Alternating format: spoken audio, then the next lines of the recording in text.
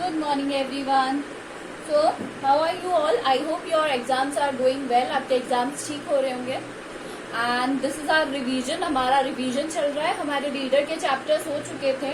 And today we are going to हमने revise noun कर लिया था, प्रोनाउन कर लेते हैं. ये दोनों क्लासेस के लिए जिनके एग्जाम हो गए उनके लिए भी, क्योंकि रिवीजन तो करना ही है हमें. और नाउन हम कर चुके हैं. Today we are going to revise pronoun. Pronoun क्या होते हैं बेटा? सर्वनाम. What do you mean by pronoun? Pronoun को कहा जाता है सर्वनाम. सर्वनाम क्या होते हैं?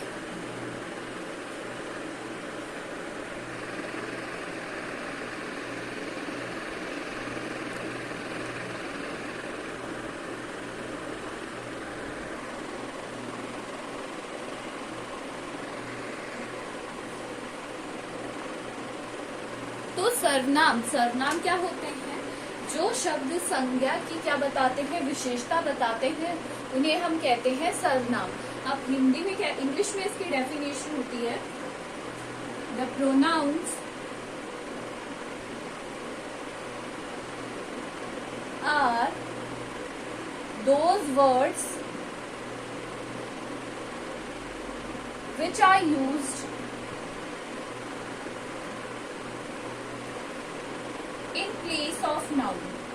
जो किसकी जगह यूज में आते हैं? नाउन की जगह यूज में आते हैं, यानी नाउन की जगह ले लेते हैं. या फिर अगर हम कहें, it avoid the repetition of noun. Repetition होता है बार बार किसी चीज को रिपीट करना, किसी चीज का दोहरान करना. It avoid the repetition of noun. क्या अवॉइड करता है? जो हम नाउन को बार बार रिपीट करते जाते हैं उन्हें ये चीज क्या करता है? अवॉइड करता है. ये कौन अवॉइड करते हैं? Pronounce.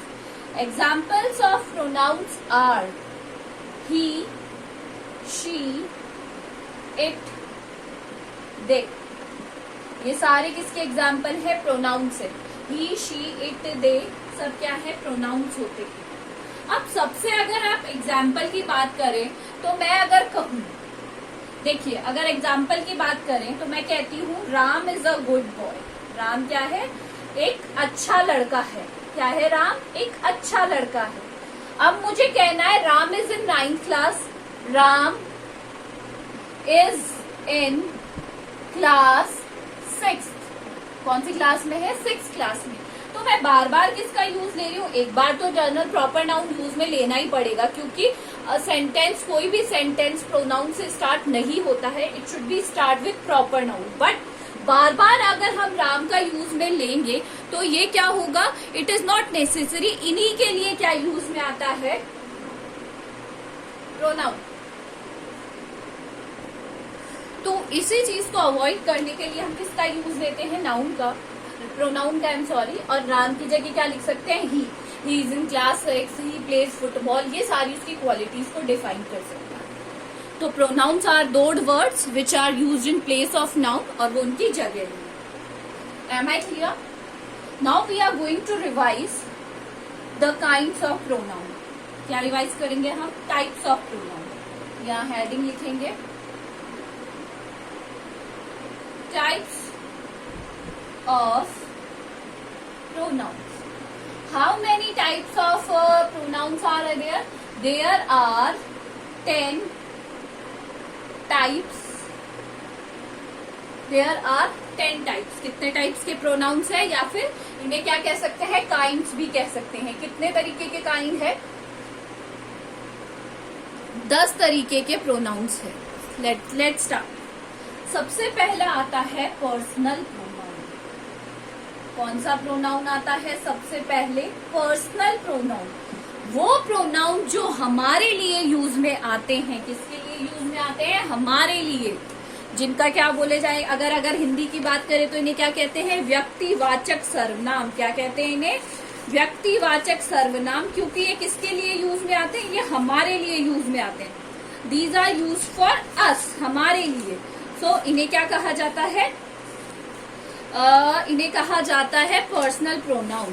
Personal pronoun are use for us. हमारे लिए जो यूज में आते हैं. कौन कौन से होते हैं पर्सनल प्रोनाउन? अब आपको एक चीज ध्यान रखनी है कि वैसे तो पर्सन क्या करते हैं, they replace the names of person places. जो फर्स्ट पर्सन होते हैं उनके ये क्या कर देते हैं, नेम्स रिप्लेस कर देते हैं। जैसे अब आपको क्या करना है, फर्स्ट कौन कौन से होते हैं पर्सनल प्रोनाउन, आई, वी,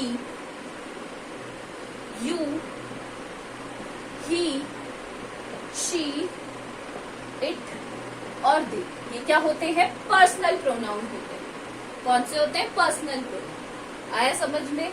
ये होते हैं फर्स्ट पर्सन, यू होता है सेकंड पर्सन और बाकी के रिमेनिंग होते हैं थर्ड पर्सन। कौन होते हैं, थर्ड पर्सन। तो इनको इसी तरीके से क्लासिफाई किया गया है।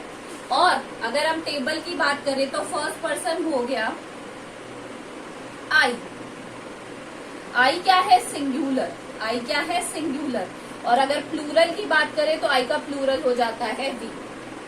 सेकंड पर्सन, आपको पर्सन आने बहुत जरूरी है, यू। यू का फर्स्ट प्लूरल यू ही रहता है। यू का प्लूरल क्या रहता है, हमेशा यू ही रहता है। और थर्ड पर्सन है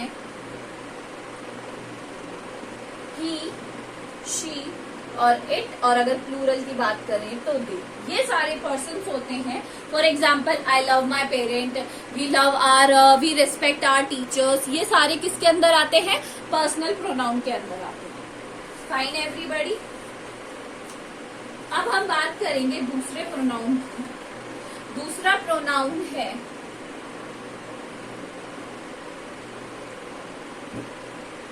डेमोन्स्ट्रेटिव प्रोनाउन। कौन सा प्रोनाउन, डेमोन्स्ट्रेटिव प्रोनाउन को हिंदी में बोलते हैं संकेतवाचक सर्वनाम। संकेत देना मतलब these are use to point out. क्या काम करने के आते हैं, पॉइंट आउट। मैंने आपको ये बताया था कि डेमोन्स्ट्रेटिव प्रोनाउन काम आते हैं पॉइंट आउट। किसको काम करने के लिए, नाउन को पॉइंट आउट करने के लिए। और इसके एग्जाम्पल है दिस और दैट।